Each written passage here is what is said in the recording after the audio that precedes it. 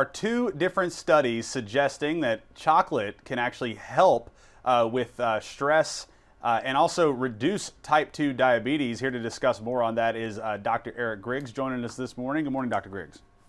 Good morning. All right, so we just saw some video of chocolate. People would love to hear that chocolate is somehow good for them. Talk to me about what these studies show us. Yeah, so the study showed that, first of all, it's specifically dark chocolate. A Oh, study okay. showed that specifically dark chocolate, when consumed at about an ounce a day, they did a survey of about 192,000 people over years and years, and they found that people that ate an ounce of dark chocolate tended to have better blood pressures and lower risk of cardiovascular disease and a decreased risk of type 2 diabetes, specifically with dark chocolate, but we'll get into that in a minute. Well, so I mean, dark chocolate definitely has a kind of a more bitter taste, and I've always heard growing up, that dark chocolate was better for you.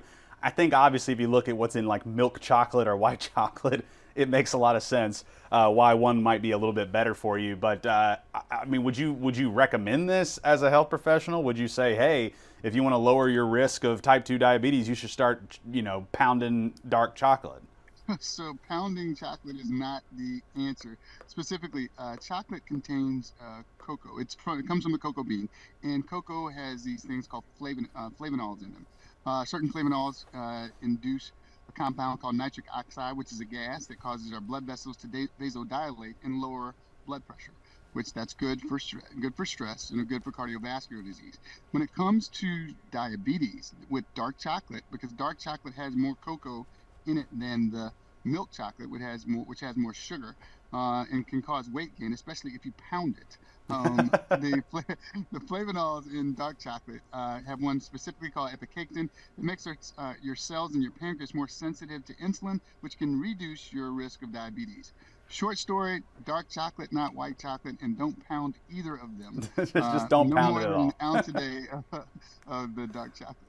Well, and I mean, you're showing video right now of candy for kids and all of this. I mean, obviously, if you're a parent and you're, just going, oh, if I'm trying to look for an alternative, I think sometimes when you give young people, especially kids, the good stuff, quote unquote, the milk chocolate, and then you give them dark chocolate, they're kind of going to get not as good of a reaction. But I mean, when we're talking about the holidays, there's going to be a lot of sweets digested. There's going to be a lot of, we just had Halloween. So overall for the kids, if you're a parent, do you try to talk them in, kind of coerce them into maybe switching over to dark chocolate?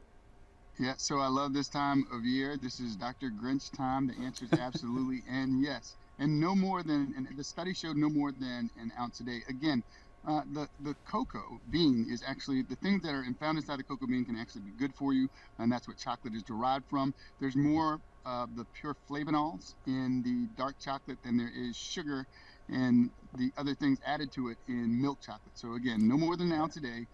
Dark chocolate. It's a long study in Hmm. 192,000 people. Yeah. A little sweet, little sweet can do you a lot of good. Just don't pound it. Don't pound it. Yeah, no, wrong choice of words there on my part. All right, thank you very much there, Dr. Eric Griggs, as always, for joining us, giving us some of those tips. We appreciate it. Thank you.